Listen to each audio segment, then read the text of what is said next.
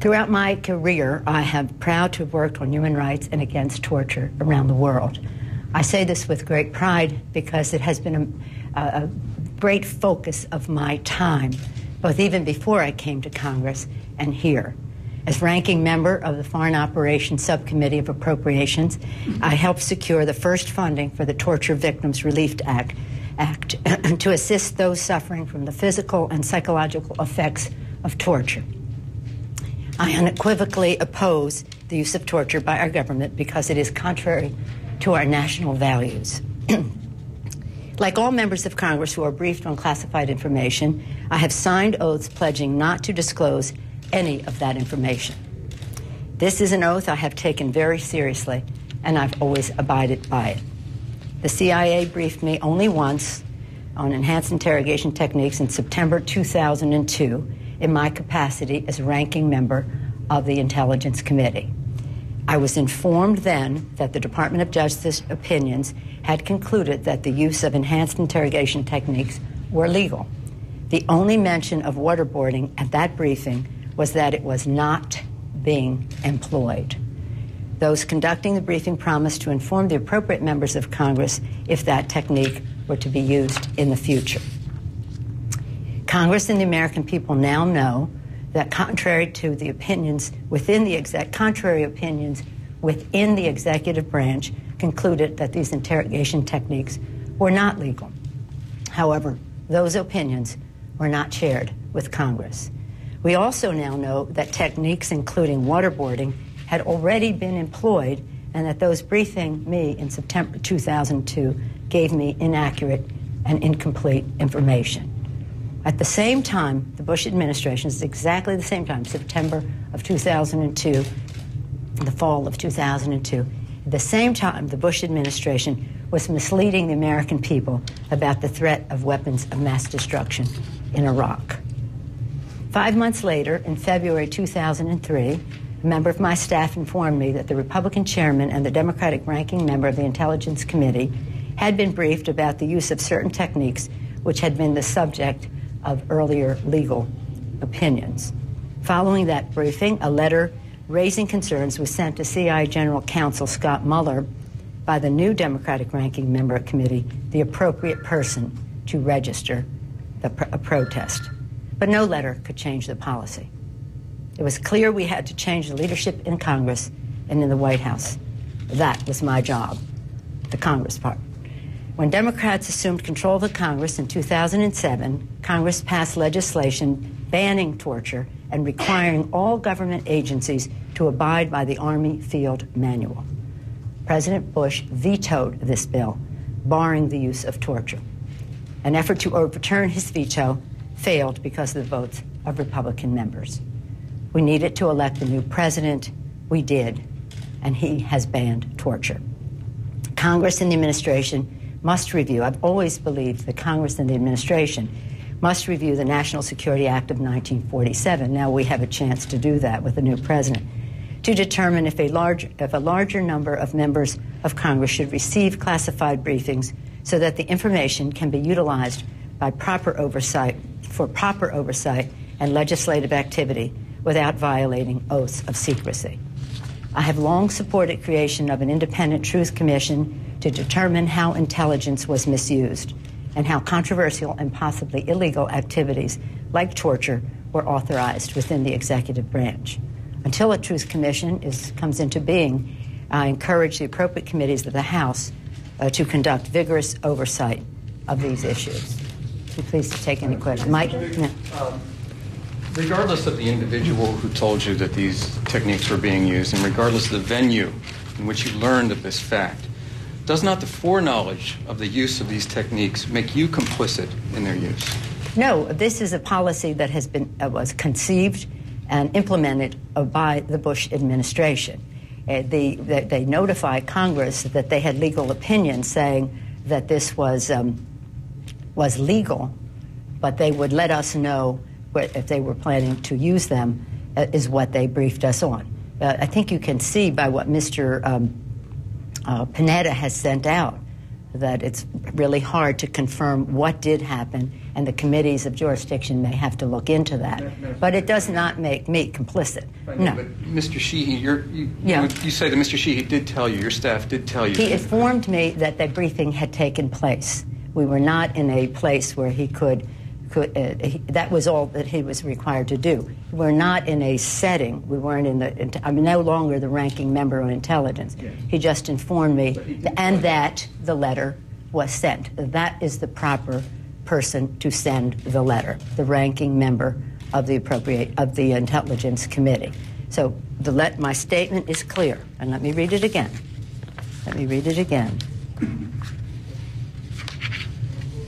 I'm sorry, I have to find the page. I was informed that the Department of Justice opinions had concluded that the use of enhanced interrogations was legal. The only mention of waterboarding was that in the briefing was that it was not being employed.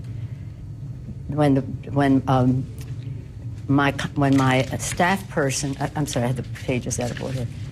5 months later, my staff person told me that there had been a briefing, informed me that there had been a briefing and that a letter had been sent. I was not briefed on what was in that briefing. I was just informed that the briefing had taken place. So let's get this straight.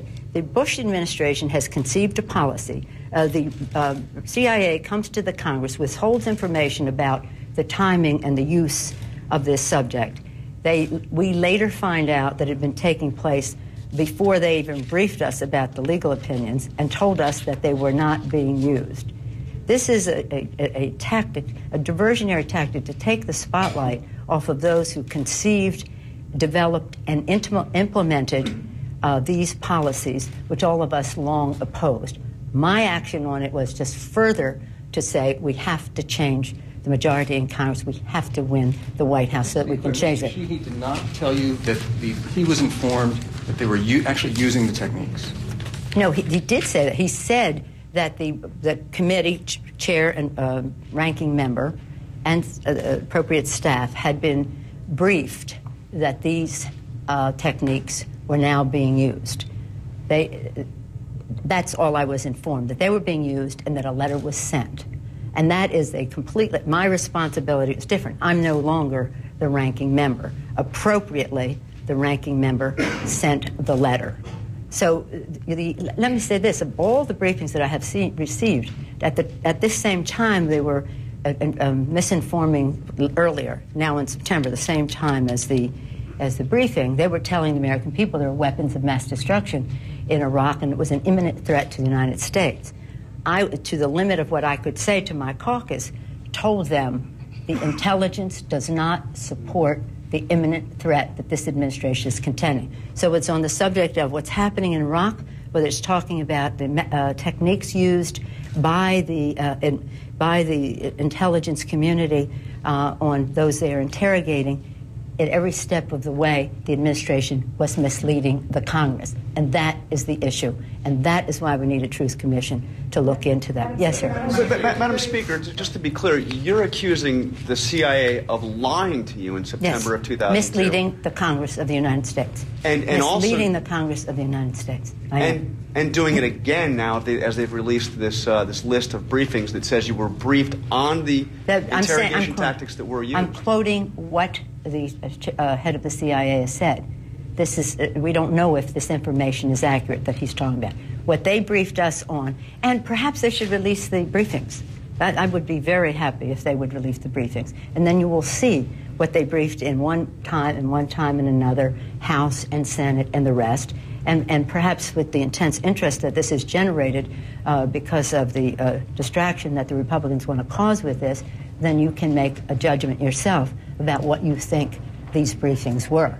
But I'm telling you that they talked about interrogations that they had done and said we want to use enhanced techniques, and we have legal opinions that say that they are okay. We are not using waterboarding. That's the only mention that they were not using it. And we now know that earlier they were. So yes, I am saying that they are misleading, that the CIA was misleading the Congress. And at the same time, the administration was misleading the Congress on the weapons of mass destruction in Iraq, to which I said, This intelligence does not support the imminent threat, to which the press asked the same question you just did now.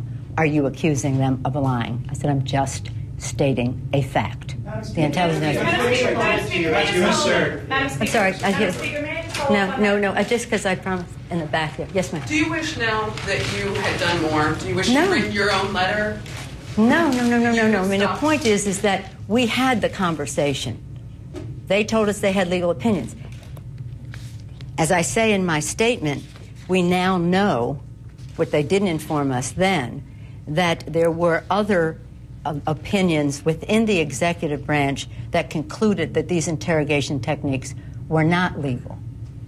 So no letter or anything else is going to stop them for doing what they're going to do. My job was to change the majority in Congress and to change, to fight to have a new president, because what was happening was not consistent with our values, certainly not true, and something that had to be changed. We did that. We have a new president. He says he's going to ban torture. When we won in 2006 and passed legislation in that Congress, President Bush vetoed that bill. I think we're in a whole different phase. Yes, sir. When you hear all this storm and drang about this over the past few weeks, though, regardless of your desire to have a truth commission, doesn't this make it harder to go forward in that regard because somebody on the other side has sort of ginned this issue up? Well, I have always been for a truth commission, as you probably know. Others in the legislative branch have thought maybe the committees of jurisdiction should do that job. And until we have a truth commission, and unless we have a truth commission, they must do that. But it isn't, I don't think it would, I think a truth commission would be a good idea. I think the American people want it. I think they want to know how we got to this place. And that's why I say in this, until we have a truth commission, the committees of jurisdiction, whether it's the Intelligence Commission, the committee, or the Judiciary Committee, are the appropriate places for that to go. But understand, and I don't know how you can fall prey to this, this is their policy. All of them. This is their policy. This is what they conceived. This is what they developed. This is what they implemented. This is what they denied was happening. And now they're trying to say, don't put the spotlight on us. We told the Congress. Well, they didn't tell us everything that they were doing. And the fact is that anything we would say doesn't matter anyway. We had to change the majority in Congress. We had to get a new president in order to change the policy, and that is what we have done.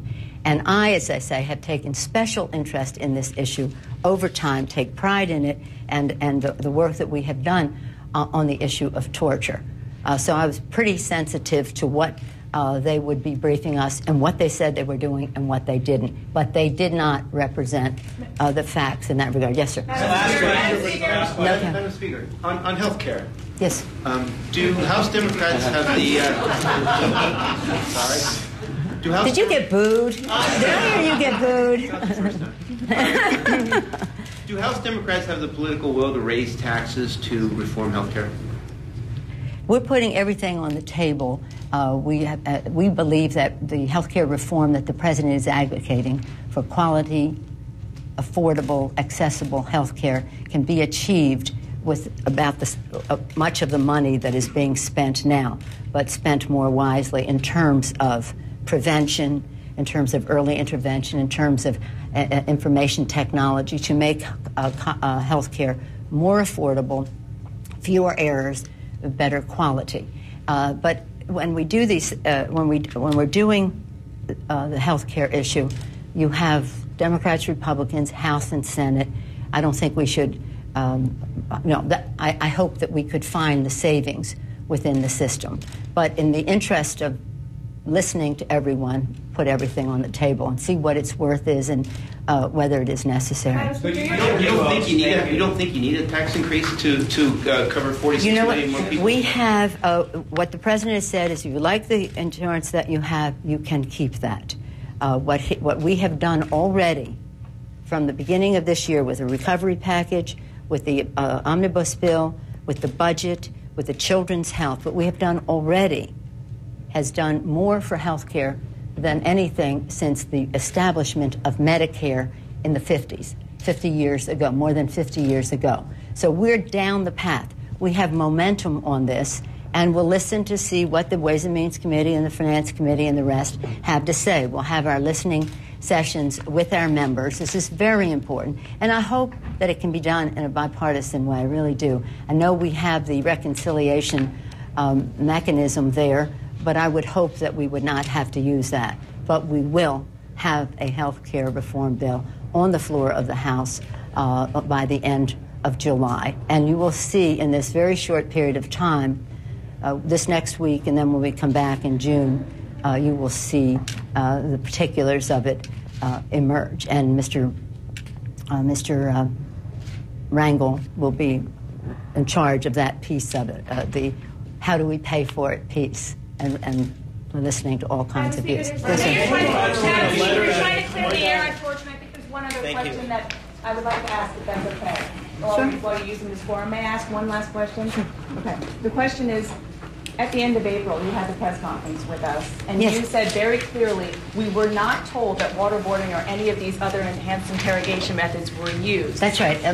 We in that meeting, in the briefing that I received, we were not told that in fact, we were told that waterboarding was not being used, because that's sort of one that stood out. So in that press conference, we were all clearly trying to get at the broader question of whether you knew about waterboarding at all.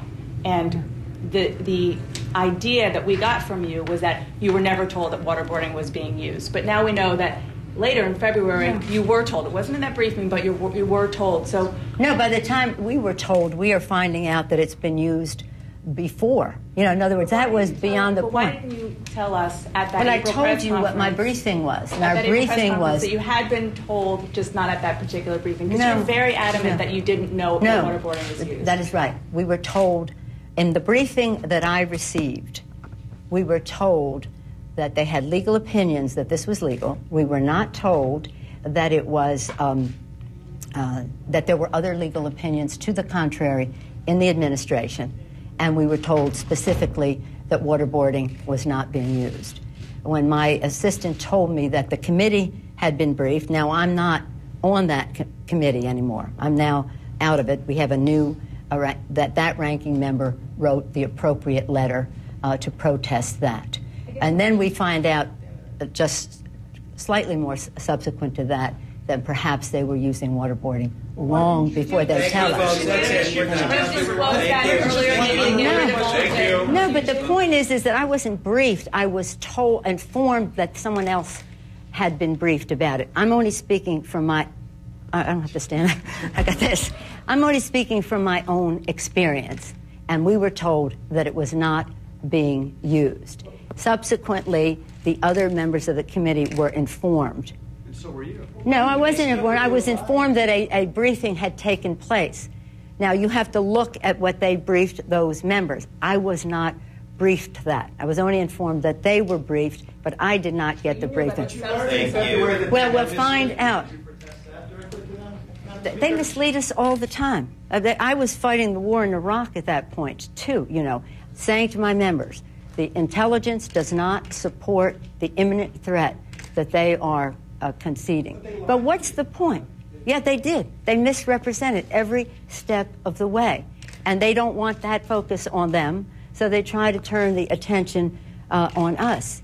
But we had to win the election to make the change. We did. President Bush vetoed the bill. We have a new president who is going to do that. But the committees can look into and see the timing of who knew what and when, and what the nature of the briefing was. I have not been briefed as to what they were briefed on in February. I was just briefed that they were informed that some of the enhanced situations were used. So when was the